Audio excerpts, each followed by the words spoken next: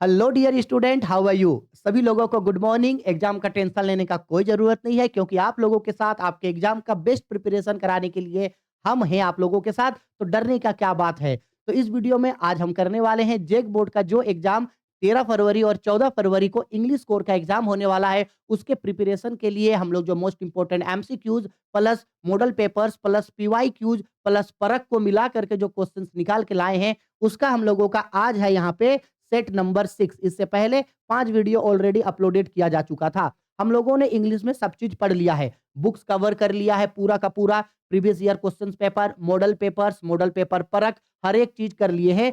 तो अब हम लोगों का प्रिपरेशन का बारी है। जितने भी स्टूडेंट्स हमसे शुरू से लेके लास्ट तक जुड़ रहे हैं या अभी जुड़ रहे हैं, तो आप सभी लोग सबसे पहले एक को पेज निकाल लो, एक पेपर निकालो, एक पेन निकालो। उसके बाद आप हम जितने भी क्वेश्चंस कराएंगे, उन सारे क्वेश्चंस का आंसर आप बताते जाओगे कि इसका आंसर क्या, इसका आंसर क्या, इसका आंसर क्या। और वीडियो खत्म होने के बाद आप लोग बताना कि आप लोगों का कितना क्वेश्चन सही बना है। और हम तो यही मान के चल रहे हैं कि आप लोगों का कम से कम 28 क्वेश्चन सही होना चाहिए और 30 का 30 क्वेश्चन सही होना चाहिए। अगर शुरू से पढ़ रहे हो तो 30 का 30 क्वेश्चन सही होगा, लेकिन जेन्युइन तरीके से और सही आंसर आप लोग नीचे हमको कमेंट करके बताना कि सर मेरा इतना क्वेश्चन सही हुआ है। और ये पीवाईक्यूज का क्वेश्चन होगा जो प्रीवियस ईयर में जेक बोर्ड पूछा था। और जेक बोर्ड हर साल पीवाईक्यूज का क्वेश्चंस को रिपीट जरूर करता है, इतना ध्यान रखना। मॉडल पेपर आपका 3-4 साल का, पीवाईक्यू 3-4 साल का, और हम जो पढ़ा रहे हैं वो कर लो। 100% चीज आपका खत्म है, इससे ज्यादा आपको कुछ नहीं करना है। ठीक है, तो चलो आओ समय नहीं गवाते हैं। ये हम लोगों का हो गया सेट 6 और ये हो गया हम लोगों का क्वेश्चन नंबर 1। ठीक है, देखो क्वेश्चन नंबर 1 पे क्या बोल रहा है। बोला गया है where is the salutation placed in notice. एक नोटिस लिखते समय हम सैल्यूटेशन को कहां लिखते हैं? तो देखो सैल्यूटेशन जो है वो लिखा जाता है आपका रिस्पेक्टेड, रिस्पेक्टेड सर या मेम करके जो हम लोग लिखते हैं ना। बेसिकली जब हम लोग लेटर टू एडिटर लिखते हैं, उस समय जो सर या मेम करके लिखते हैं उसको बोला जाता है सैल्यूटेशन। अब जब हम लोग एक नोटिस लिखते हैं, तो नोटिस लिखते समय तो रिस्पेक्टेड सर या मेम कहीं लिखते ही नहीं है। इसीलिए नोटिस लिखते समय कभी भी सैल्यूटेशन का जरूरत पड़ता ही नहीं है। तो राइट आंसर होगा option number D, there is no need to write salutation in notice. Notice लिखते समय सैल्यूटेशन का जरूरत कहीं भी नहीं पड़ता है। ठीक है, चलो आगे बढ़ते हैं नेक्स्ट क्वेश्चन नंबर 2 पे। बोला गया है 2 पे notice in schools and colleges content certain announcement for.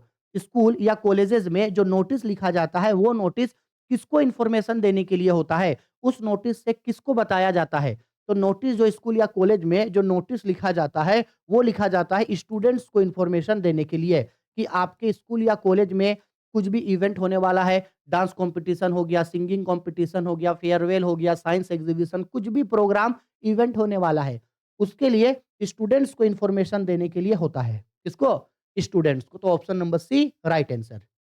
आगे क्वेश्चन नंबर 3 पे आते हैं। बोला जा रहा है 3 पे letter to editor are written for. Letter to editor हमेशा किसको लिखा जाता है? तो लेटर टू एडिटर हमेशा न्यूज पेपर वाले को लिखा जाता है। ठीक है, हम कोई भी न्यूज पेपर्स वाले को लिखेंगे, जैसे हिंदुस्तान टाइम्स हो गया, टाइम्स ऑफ इंडिया हो गया, दैनिक जागरण हो गया, प्रभात खबर हो गया, हिंदुस्तान हो गया। तो लेटर टू एडिटर हमेशा न्यूज पेपर होता है और न्यूज पेपर वाले को ही हमेशा लेटर टू एडिटर लिखा जाता है। ठीक है, चलो आगे नेक्स्ट बढ़ते हैं क्वेश्चन नंबर 4 पे। देखो क्वेश्चन नंबर 4 पे हम लोगों को यहाँ क्या बोल रहा है, व्हाट इज द सेटिंग। अब देखो 3 गो एडवांस राइटिंग स्किल का क्वेश्चन हो गया। अब यहाँ से हम लोगों का बुक का क्वेश्चन स्टार्ट होगा, फ्लेमिंगो और बिस्तास बुक का। अब जितना ज्यादा आपका फ्लेमिंगो और बिस्तास बुक हम करवाए थे, अगर आपको वो सब क्लियर रहेगा तो एक भी नंबर आपका इंग्लिश में एमसीक्यू में नहीं कटेगा। 30 का 30 तो आप स्कोर कर ही जाओगे। What is setting of last lesson. ये जो लास्ट लेसन स्टोरी है, ये किसके इर्द गिर्द घूमा है? तो लास्ट लेसन स्टोरी जो है वो हम लोगों का घूमा है the Franco Persian war. France और पार्सियंस के बीच जो लड़ाई हुआ था, उस लड़ाई के बारे में ये स्टोरी में बताया गया है। Question number 5, which country did French belong to. French जो है वो किस कंट्री से बिलोंग करता था? तो फ्रेंच जो है वो फ्रांस से बिलोंग करता था। कहां से बिलोंग करता था? फ्रांस से बिलोंग करता था। क्वेश्चन नंबर 6 नंबर क्वेश्चन पे बोल रहा है is your school ready, who asked this question. क्या आपका स्कूल तैयार हो गया? ये सवाल किसने पूछा था? ये सवाल जो है आपका साहेब ने पूछा था। किसने पूछा था? साहेब ने। और किससे पूछा था उन्होंने ये सवाल? ऑथर से पूछा था। ऑथर यानी एनिस जंग। जब एनिस जंग उसको बोलती है कि हम स्कूल बना देंगे तो तुम जाएगा? तो बोलता है हाँ, जाएँगे। फिर कुछ दिन बाद जब साहेब उससे मिलता है तो बोलता है, क्या आपका स्कूल तैयार हो गया? ठीक है? Question number 7, the rag pickers have no identity but they have. Rag pickers के पास पहचान के लिए कुछ भी नहीं था, लेकिन उन लोगों के पास क्या था? तो रेग पिकर के पास कुछ नहीं था, लेकिन उन लोगों के पास राशन कार्ड था। क्या था उन लोगों के पास? राशन कार्ड था। क्वेश्चन नंबर 8, 8 नंबर क्वेश्चन पे बोल रहा है, deep water is an exert taken from. ये जो डीप वाटर स्टोरी है जिनके ऑथर विलियम ओ डगलस हैं, ठीक है? तो इस स्टोरी को जो है वो कहाँ से लिया गया है? कौन-सा स्टोरी या कौन-सा नोवेल से इस स्टोरी के पार्ट को लिया गया है? तो इसको लिया गया है ए मैन एंड माउंटेन। कहाँ? ए मैन एंड माउंटेन से। The life of Mahatma Gandhi, ये लिया गया है इंडिगो स्टोरी के लिए। कहाँ के लिए लिया गया है? इंडिगो स्टोरी के लिए, ठीक? इसका राइट आंसर होगा ऑप्शन नंबर ए। ठीक है? आया मेरा बात समझ में? क्वेश्चन नंबर 9, क्वेश्चन नंबर 9 पे यहाँ पे बोला गया है why did Douglas hire instructor. Douglas जो है उन्होंने एक इंस्ट्रक्टर को हायर क्यों किया था? तो डगलस चूंकि वो तैरना नहीं जानता था, तैरने सीखने के लिए पानी का जो डर था, उस डर से ओवरकम आने के लिए, तैरने सीखने के लिए विलियम डगलस जो है एक इंस्ट्रक्टर को रखा था। Option number D, to overcome his fear of water and to learn swimming, ताकि वो अपने पानी के डर को हरा सके और तैरना सीख सके, इसलिए वो उसने एक इंस्ट्रक्टर को रखा था। क्वेश्चन नंबर 10, 10 नंबर क्वेश्चन पे यहाँ पे बोला जा रहा है, what did the old man offer to rattrap peddler. वो जो ओल्ड क्रॉफ्टर था, वो ओल्ड क्रॉफ्टर पेडलर को क्या ऑफर करता है रात को? तो वो उसको ऑफर करता है पोर्जी। पोर्जी मतलब होता है दलिया। पोर्जी मतलब क्या होता है? दलिया। रात में खाने के लिए उसको दलिया ऑफर करता है और साथ ही साथ तंबाकू भी ऑफर करता है। तो ये दोनों ऑफर करता है और दोनों रात को मिलके क्या करता है? तो दोनों रात में मिल करके मिजोलिस खेलता है। मिजोलिस मतलब एक तरीके का जुआ, जुआ खेलता है। ये भी आप लोग याद रखना। ठीक है? Question number 11, what amount of money was stolen from Crofter's pouch. ये जो पेडलर था, ये क्रॉफ्टर के पाउच से कितना क्रोनोर पैसा चोरी करके भाग गया था? तो 30 क्रोनोर्स चोरी करके भाग गया था। कितने क्रोनोर्स? 30 क्रोनोर्स चोरी करके भाग गया था। 30 क्रोनोर्स चोरी करके भाग गया था। एक-एक क्वेश्चन करवाए हुए हैं, ठीक है? और ये सब इसलिए करवा रहे हैं ताकि आप लोगों का कॉन्फिडेंस और बिल्ड हो। और अगर आप लोगों का ये क्वेश्चन नहीं बन रहा है, तो यहाँ से तो क्वेश्चन एग्जाम में देगा ही, और ज़्यादा कॉन्फिडेंस बिल्ड होगा। Question number 12, where was the annual convention of the Indian National Congress party held. Indian National Congress party का जो एनुअल कन्वेंशन था, वो कहाँ हो रहा था? तो वो लखनऊ में हो रहा था। Question number 13, pancakes was the brand name of the. Pancake जो है वो एक ब्रांड नाम था किसका? तो पेन केक जो है एक ब्रांड नाम था आपका मेकअप मटेरियल का, ठीक है? जिमिनी स्टूडियो में एक मेकअप मटेरियल किट था, यानी एक मेकअप मटेरियल का बॉक्स था, एक मेकअप मटेरियल था, जिसको वहाँ के सभी एक्टर और एक्ट्रेस लोग मेकअप होने के लिए लगाता था। तो वो जो मेकअप के लिए जो बॉक्स जो क्रीम को यूज़ करता था ना, उस मेकअप क्रीम, उस मेकअप मटेरियल का नाम था पेनकेक। ठीक है? चलो, क्वेश्चन नंबर 14, 14 पे बोला गया है, who was the boss of Gemini studio. Gemini studio जो 1940 को बना था, इस जिमिनी स्टूडियो का जो बॉस था वो था मिस्टर वेजन। मिस्टर वेजन याद रखना। और वहां जो चीफ गेस्ट आए थे जिमिनी स्टूडियो में, वो चीफ गेस्ट था आपका स्टीफन स्प्लेंडर। ठीक है? Question number 15, Denny Casey was a player in the football stream. Denny Casey जो थे वो एक फुटबॉल प्लेयर थे। कौन से कंट्री के फुटबॉल प्लेयर थे? आयरलैंड, डेनमार्क, इंग्लैंड या फिनलैंड? तो डेनी केसी जो था वो आयरलैंड का प्लेयर था। कहाँ का प्लेयर था? आयरलैंड का प्लेयर था। आगे क्वेश्चन नंबर 16, 16 नंबर पे हम लोगों को बोला गया है, Sophie was a young girl who dream to be. Sophie एक यंग गर्ल थी जो क्या बनना चाहती थी? वो एक मैनेजर बनना चाहती थी, वो एक एक्ट्रेस बनना चाहती थी, वो एक फैशन डिजाइनर बनना चाहती थी, या सब? तो एक्चुअल में सोफी जो है ये सब बनना चाहती थी। अब ध्यान से सुनना, अगर मान लो कि ऑप्शन नंबर डी पे रहता यहाँ पे none of these, option number D पे रहता नन ऑफ दीज, जो एग्जाम में रह सकता है। अगर एग्जाम में यहाँ डी पे नन ऑफ दीज रहता, तब इन तीनों में से किसको टिक करते? तो सबसे पहले वो बोलती है जेंसी को कि हम एक्ट्रेस बनेंगे। उस कंडीशन पे हम लोग एक्ट्रेस को टिक मारते, इसको एक्ट्रेस को मारते। लेकिन एक्ट्रेस के बाद बोलती है कि फैशन डिजाइनर भी बनेंगे, मैनेजर भी बनेंगे, बुटीक भी खोलेंगे। इसलिए यहाँ पे चूंकि ऑल ऑफ दिस दिया है, इसलिए all of this right answer होगा। आया समझ में? ठीक है? चलो, अब देखो यहाँ पे हम लोगों को क्या किया है, एक पोयम का स्टेंजा दिया है और मोस्ट प्रोबेबल चांस है, हम बता दे रहे हैं। ये मान के चलो कि आपके मॉडल पेपर में जो पोयम का स्टेंजा दिया होता है, मोस्ट प्रोबेबल चांस होता है कि उसी पोयम को उठा करके आपको एग्ज़ाम में दे देता है। ठीक है? सबसे पहला। लेकिन हम इसके अलावा ये भी बोलेंगे कि कम से कम आप लोग पोयम का थोड़ा बहुत स्टेंजा पढ़ के रखना कि अगर कि उस पोयम का अगर कोई स्टेंजा कहीं पे मिल जाए, तो समझ जाना आप कि अच्छा ये स्टेंजा उस पोयम से लिया गया है, उस पोयम का नाम ये है और उस पोयम के पोएट का नाम ये है। ये 2 चीज़ आपको याद रखना है, ठीक है? हम आप लोगों को पोयम करवाए हैं और याद रखने का तरीका भी हम आप लोगों को सिखाए थे। अगर पोयम में कहीं भी पेरेंट्स दिख जाए, ड्राइविंग दिख जाए, कोच्चिन एयरपोर्ट दिख जाए और मेरी माँ दिख जाए, तो समझ जाना ये माई मदर एट 66 का पार्ट है।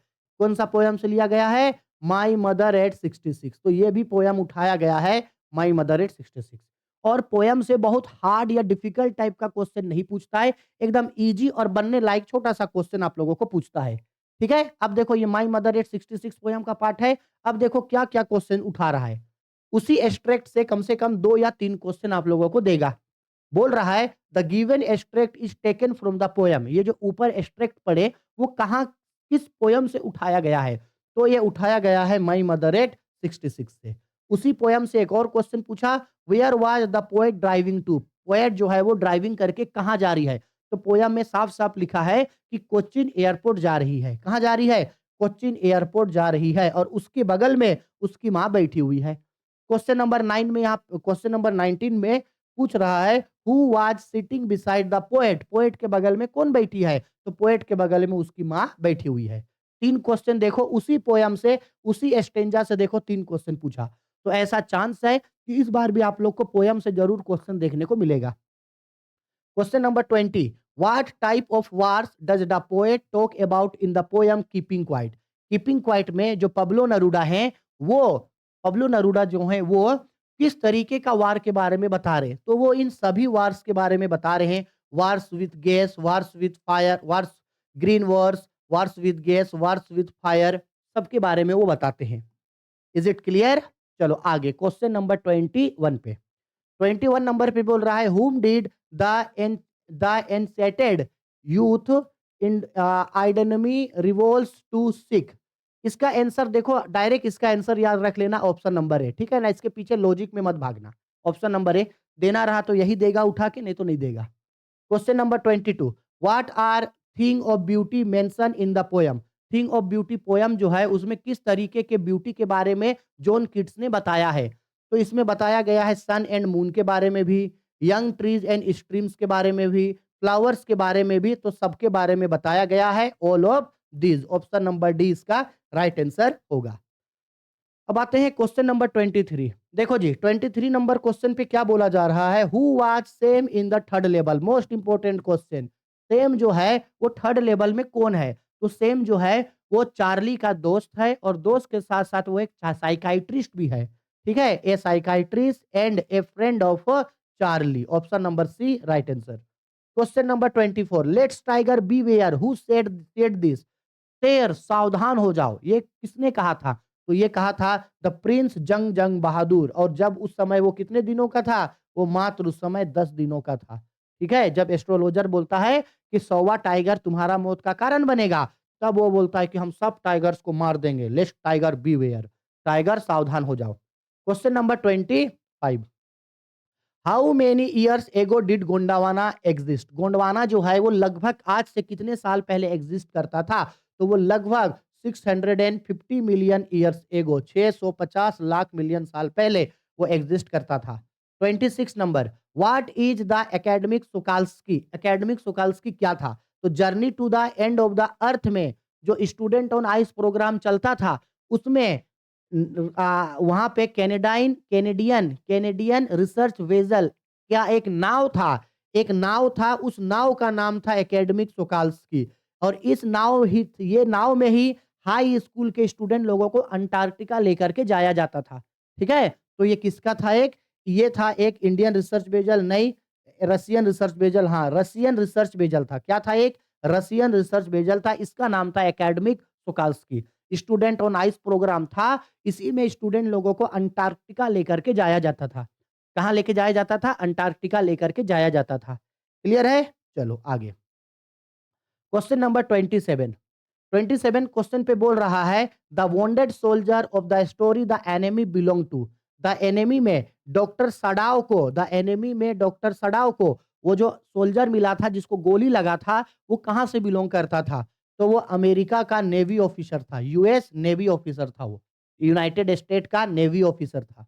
28 नंबर what did Mr Lem grow in his garden. Mr Lem अपने गार्डन में किन चीजों को उगाया करता था? तो वो एप्पल्स को उगाया करता था। किसको? एप्पल्स को। और वो एप्पल्स को चुन करके क्या बनाया करता था? जेली बनाया करता था। ठीक है? क्या बनाया करता था? जेली। Question number 29। अब देखो जी 29 नंबर क्वेश्चन पे क्या बोल रहा है? बोला गया है why did Bama reach in 1 hour instead of 10 minutes. जब बामा अपने स्कूल से छुट्टी होकर के अपने जब वो घर आया करती थी, तो स्कूल से घर आने का रास्ता 10 मिनट का था, लेकिन स्कूल से घर आने में उसको पूरा 1 घंटा लग जाता था। क्यों? क्योंकि जब रास्ते से बामा छुट्टी होकर के घर आती थी, तो वो इन सारी चीज़ों को देखते हुए आती थी। कभी रोड में खड़ा होकर के दुकानों को देखने लगेगी, तो कभी रोड में जिस तरीके का कोई शो हो रहा है, जैसे कोई बंदर का नाच दिखा रहा है, कोई भालू का नाच दिखा रहा है, कोई सांप का नाच दिखा रहा है, ये सब देखने लगता था। कहीं पे कोई कपड़ा टाँग दिया है, कोई पॉलिटिशियन भाषण दे रहा है, कोई सर्कस दिखा रहा है, ये सारा चीज़ को वो देखते-देखते एन्जॉय करते-करते आती थी। इसीलिए इसका राइट आंसर होगा ऑल ऑफ दिस। वो ये सब करते-करते आती थी, इसलिए उसको 1 घंटा लग जाता था। 30 नंबर व्हाई डिड जिट कालासा not like to cut her hair. Zitkala कालासा अपने बालों को कटवाना क्यों नहीं चाहती थी? तो जिट कालासा इसलिए कटवाना नहीं चाहती थी क्योंकि उसकी माँ ने उसको कहा था कि ये हम लोगों का पहचान होता है और इसको कटवाना हम लोगों को नहीं चाहिए। हम लोगों का ट्राइब का, हम लोगों का कम्युनिटी का ये पहचान होता है। तो ऑप्शन नंबर सी इसका राइट आंसर हो जाएगा।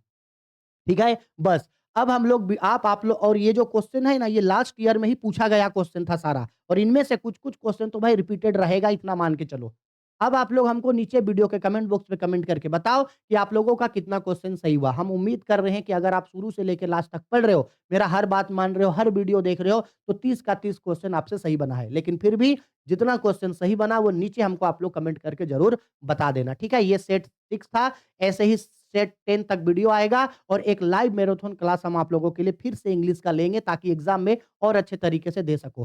पूरा इंग्लिश में जो मोस्ट इंपोर्टेंट सब्जेक्टिव क्वेश्चन है 50 गो 5-5 नंबर का या 3-3 नंबर का जो सब्जेक्टिव पूछेगा वो भी हम आप लोगों को बता दिए हैं। वो नहीं देखे तो उसका लिंक डिस्क्रिप्शन में डाल देंगे, वहां से जाकर के जरूर देख लेना ताकि सब्जेक्टिव क्वेश्चन आपका एक भी नहीं छूटे और इंग्लिश में एटलीस्ट हम लोगों को 95 से प्लस नंबर आए। ठीक है? Bye, take care.